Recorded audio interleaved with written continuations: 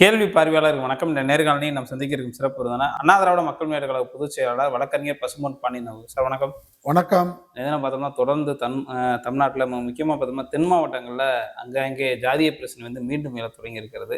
இது ஒரு புறம் வந்து அரசியல் சதியா, அரசியல் ரீதியாக தூண்டப்படுகிறதா, அல்லது ஒடுக்கப்பட்ட மக்கள் பட்டியலின மக்களுக்கு எதிராக தான் அந்த சம்பவம் நடக்கிற நம்ம பல்வேறு கேள்வி எழுந்து கொண்டிருக்க சூழலில் நாங்குநேரியில் 9 இளைஞர்கள் வந்து பல்வேறு நபர்கள் வந்து வெட்டியிருக்காங்க. அதே மாதிரி பார்த்தோம்னா சிவகங்கை மாவட்டம் மானாமரி அருகே உள்ள இடைக்காட்டூர்ன்ற கிராமத்தில் கூட வீடு புகுந்து அடித்திருக்கிற சம்பவம் கூட தற்போது பேசப்பட்டு வருகிறது. தமிழ்நாட்டில் சட்ட ஒழுங்கு வந்து சந்திச்சிருக்கிறதா வந்து எதிர்கட்சிகள்லாம் தொடர்ந்து வந்து பேசிக்கிட்டு இருக்காங்க. ஆனால் இது திட்டமிட்டு ஒரு அரசியல் ரீதியான ஒரு சம்பவமாக நடக்கலாம்ன்ற மாதிரியான ஆளுங்கட்சி தரப்பு சொல்கிறாங்க. எப்படி சார் பார்க்குறீங்க? நான் தென் மாவட்ட மக்களோடும் மன உணர்வோடும் இந்த மண்ணோடும் உணர்வுபூர்வமாக வாழ்ந்து கொண்டிருக்கக்கூடிய ஒரு அரசியல் பிரமுகர்களில் நானும் ஒருவன் அடிப்படையில் தமிழ்நாட்டில் தேர்தலை முன்னிட்டு எப்பொழுதுமே ஒரு சாதி கலவரத்தை தூண்டி விடுகின்ற கபோதி கூட்டம், கைவர் கூட்டம், கூலிப்பட்டாலும் இருக்குது. அதை மறுக்க முடியாது. உளவுத்துறை சரியான தகவலை கொண்டு வந்து திராவிட மாடல் முதலமைச்சருக்கு சேர்க்கணும். இது வேண்டுகோள். அதுதான். ஓகே. இது இப்ப நடக்கல.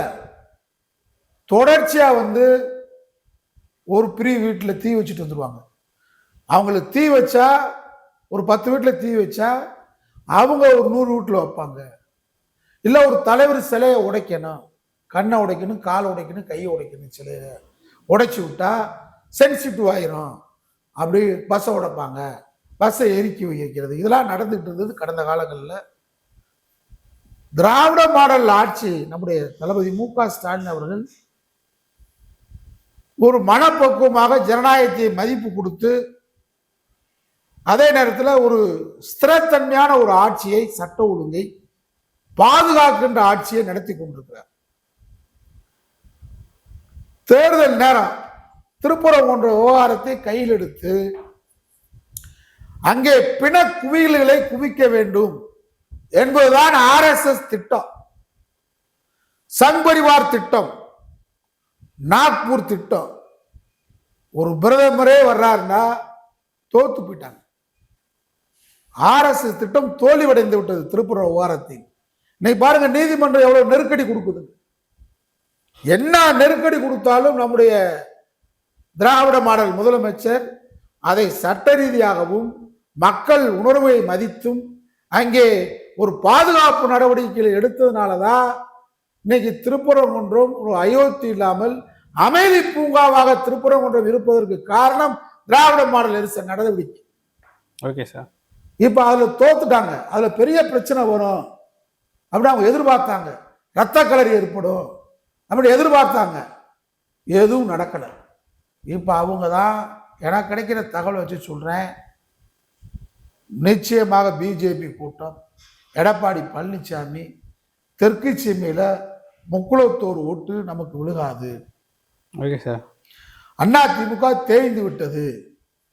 பிஜேபிக்கும் பெரிய செல்வாக்கு இல்லை. ஆனா திருப்பூர் தோத்து போயிட்டாங்க. மக்கள் திரளல. அவனுக்கு தெரியும்ல, கூலி போட்டாலும் தான் கூட்டு வந்தான். அதனால இப்ப இங்க பெரும்பான்மை மக்களால் மதிக்கப்படக்கூடிய தலைவர் முத்துராமலிங்கத்துடைய படத்துக்கு ஒரு 4 நாளைக்கு முன்னாடி அதே திருநெல்வேலி பகுதியில் அந்த படத்தை சேதப்படுத்துறாங்க. சேதப்படுத்தியவர் யார் என்பதை உளவுத்துறை கண்டறிங்க. மாற்று சமூகத்தை சேர்ந்தவர்கள் வன்மத்தோடு அதை செய்யறது எங்களுக்கு கிடைக்கிற தகவல். Okay sir. தேர்தல் ஆதாயத்திற்காக கூலி வாங்கிட்டு, பெட்டி வாங்கிட்டு எடப்பாடியிடம் பாஜக சதி செயலில் ஒரு கும்பல் ஈடுபடுது. அதை வைத்து தகராறு செய்யலான்னு பார்த்தாங்க, நடக்கல. அதுக்கு அடுத்து பாருங்க, சம்பந்தமே இல்லாத, முன்னுறவும் கூட இல்லாத இளைஞர்கள் குடி போதையில், இதுக்கு மது போதைன்னு சொல்றாங்க. மது போதையும் இருக்கு, நான் மறுக்கல. நான் வந்து மறுத்து பேசுற ஆள் கிடையாது. சரியாக 12 மணிக்கு கடை திறந்து சரியாக 10 மணிக்கு எங்கேயும் மூடல. 24 நேரம் மது போதை கிடைக்குது, நான் அதை மறுக்கல. ஆனா அதுதான் இதுக்கு காரணம்னு சொல்லலை. நான் ரெண்டும் சொல்லுவேன். மது தாராளமா கிடைக்குது. மது வந்து தாராளமயமா பார்க்கப்பட்டுச்சு. அதனாலதான் இந்த சம்பவமா? அது கிடையாது. இன்னும் வேற போதை வஸ்துக்களால் தாராளமாக நடமாடுது. அதுல மாற்றமே இல்லை. அதை கொஞ்சம் இரும்பு கரம் கொண்டு ஒடுக்கணும் திராவிட மாடல் அரசு. இளம் விதவைகள் பெருகுகிறார்கள், பார்க்கிறேன். தினசரி கண்ணீர் அஞ்சல் எங்க பார்த்தாலும் போடும். சின்ன பசங்க. குடிபோதை அதிகமாயிருச்சு. அதுவும் மாற்றம் இல்லை. ஆனா இந்த சம்பவத்துல குடிபோதை தான் காரணம் இல்லை. இது திட்டமிட்ட அரசியல் சதி. அதுவும் குறிப்பாக சொல்ல வேண்டும் என்றால், வித்தியாசமா எப்பயுமே யாரா இருக்கும் தென் மாவட்டத்துல சண்டை நடக்குன்னு உங்களுக்கு தெரியும். நான் விவரிச்சு ஜாதி பேர்லாம் சொல்ல விரும்பல. உளவுத்துறை, திராவிட மாடல் முதலமைச்சர், போலீஸ் துறையை கையில் வச்சிருக்க முதலமைச்சருக்கு நம்மனால முடிஞ்ச தகவலை சொல்றோம். நாங்க அந்த பகுதியில் தகராறு, ஜாதி தகராறு வராது. அந்த அளவுக்கு மத நல்லிணக்கம், சாதிய நல்லிணக்கம் இங்க இருக்கு. ஆனால் இங்கே நடப்பது, இப்பொழுது நடப்பது பாஜக சங் பரிவார் கூட்டம் தொடர்ச்சியாக திருநெல்வேலி, தூத்துக்குடி, மதுரையை குறிவைத்து இங்கே மத கலவரத்தை திருப்பரங்குன்றத்திலும் ஈஸியா மின்சாரத்தோட வேகமா பரவக்கூடிய ஜாதி தகராறு. ஆனால் திருநெல்வேலி, தூத்துக்குடியை கையில் எடுக்கிறாங்க. கையில் எடுத்துதான் பள்ளிக்கூடத்து மாணவர்கள்ட்ட ஆரம்பிக்கிறாங்க, சிறார்கள்ட்ட ஆரம்பிக்கிறாங்க தகராறு. அந்த பகுதியில் நீங்க பார்த்தா பள்ளிக்கூடத்துல ஒரு மிட்டாய் கொடுக்க மாட்டேன் இன்னும் ஜாதிக்காரன் சொல்ற அளவுக்கு வன்மத்தை உருவாக்குறாங்க. இந்த கயிறு கட்டினவன் இன்னும் ஜாதிக்காரன் அப்படி ஒரு வன்மம். நல்லா படிச்சிடக்கூடாது. நல்லா ஒருத்தர் ஸ்கூட்டர் வாங்கினா இந்த ஜாதிக்காரன் ஸ்கூட்டர்ல போலாமா? இதெல்லாம் யாருக்கு நடந்துச்சுன்னு தெரியும். நான் உள்ள ஓரமா போக விரும்பல. நாங்க தூவ போட விரும்பல. நாங்க நல்லிணக்கத்தை விரும்புகிறால் ஜாதி மதங்களுக்கு அப்பாற்பட்டால் நான் இங்கே சமூக நல்லிணக்க வேண்டும். தமிழினம் தலைநிமிர்ந்து நிற்க வேண்டும். திராவிட கருத்தியல் நிலைவர வேண்டும். அனைவரும் சமம். எனக்கு மேலே எவனும் இல்லை, எனக்கு கீழே எவனும் இல்லை. All are equal before law. சட்டத்துக்கு முன்னாடி நம்ம அனைவரும் சமம், ஒரே ரத்தம் நினைக்கிறேன். அந்த அடிப்படையில் சொல்றேன், திருமாவளவன் அவர்களை குறிவைத்துதான் அரசியல் கட்சிகள் அரசியல் தூண்டி விட்டாங்க. அங்க தண்ணி தொட்டியில வேங்கவேல கலந்தது ஐயா திருமாவளவன் போராட்டம். திமுக கூட்டணிக்குள்ள திருமாவளவனை வெளியேற்றுவதற்காக தொடர்ந்து பாஜக செய்யக்கூடிய சதி இது.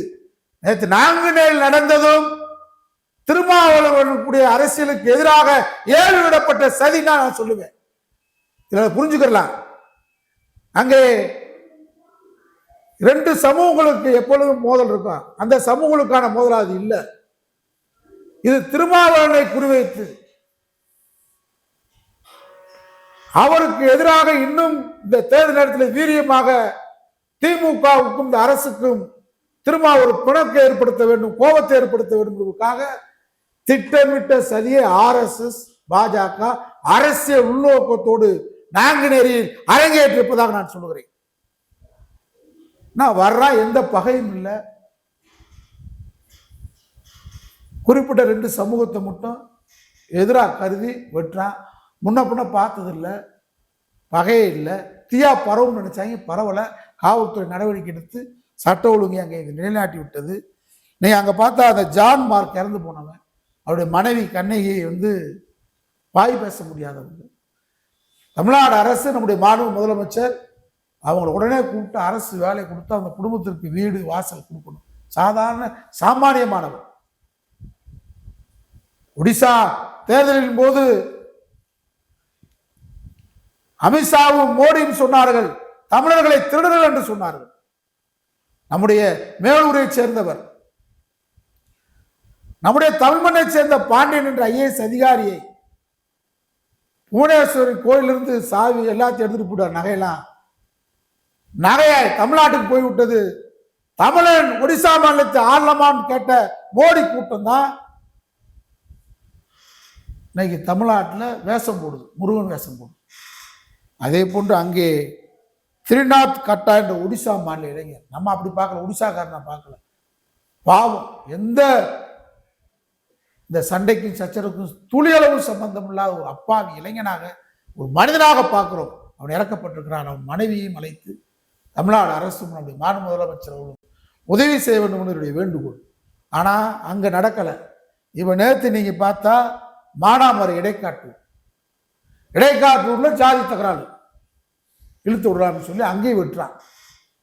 இப்ப என்ன நினைக்கிறான், கூலி பட்டாளத்துல பாஜகவும் அதிமுகவும் சில கூலி தலைவர்களை விலைக்கு பேசி பெட்டியை கொடுத்து இளைஞர்களுக்கு போதை வஸ்துக்களை கொடுத்து தேர்தலுக்கு முன்னாடி தமிழ்நாட்டில் சாதி தகராலை மத தகராலை உருவாக்கி சட்ட ஒழுங்கு கெட்டு 100 பேர் அந்த பக்கம் இருந்தா 100 பேர் இந்த பக்கம் இருந்தா இதுல திருமாவளவனுக்கு ஒரு கெட்ட பேர் ஏற்படுத்தி அவர் சீரியஸா இறங்கலன்ற மாதிரி சொல்லி இந்த கூட்டிலிருந்து அவரை கலட்டணும். ஏன்னா அவருக்கு சீட்டு பரத்துல கலருவாருன்னு பார்த்தாங்க. அவர் சொல்லிட்டாரு, சீட்டுக்கு நோட்டுக்கு நாங்கள் இல்லை, கருத்தியல் ரீதியாக நாங்கள் திராவிட முன்னேற்ற கழகத்தை தான் ஆதரிப்போம், தமிழ்நாட்டில் பாஜக நுழையக்கூடாது, எங்க உரிமையை கேட்போம். நம்ம அதே மாதிரிதான் சொல்றோம், உரிமையை கேட்போம், உரிமைக்கு போராடுவோம். ஆனால் தமிழ்நாட்டில் எல்லளவும் பாஜக நுழையக்கூடாது என்பதில் திருமா உறுதியா இருக்கிறார். எங்களை போன்றவர்கள் கருத்தியல் ரீதியாக நாங்கள் உறுதியாக திராவிட முன்னேற்ற கழகத்தை ஆதரிக்கலாம். அந்த அடிப்படையில தான் திருமாவுக்கு பல்வேறு சதிவலைகள், பல்வேறு ஆஃபர். மிரட்ட முடியாது திருமாவை, ஆனா ஆஃபர், ஆசை வார்த்தைகள். அவர் அம்பேத்கர் பெரியாருடைய சமூக நீதி தமிழகத்தில் நிலைநிறுத்தப்பட வேண்டும், இந்த நாட்டில் சங்பரிவார் கூட்டம் தமிழ்நாட்டில் நுழையக்கூடாது என்று உறுதியா இருக்கிறார்.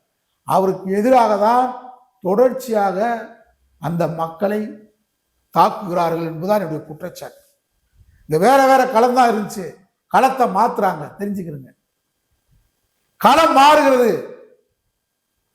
திருமாவுக்கு எதிராக அந்த மக்களை தாக்குறார்கள். அப்ப திருமாவு என்ன நடவடிக்கை எடுத்தாரு, அவரே அமைதியா இருக்காரு, திமுகவுக்கு சால்றா அப்படின்னு சொல்லுவோம். மக்கள் தெளிவா இருக்கிறாங்க, விடுதலை சிறுத்தைகள் தெளிவா இருக்கிறாங்க, கருத்தியல் ரீதியா இருக்கிறாங்க. அதனால என்ன நீ குழம்பு பண்ணாலும் இது நடக்காது. இது சாதி தகராறு, கலவரம், துப்பாக்கி சூடு நடத்தி தேர்தலை இன்னும் ஓராண்டுக்கு தள்ளி போடணும்.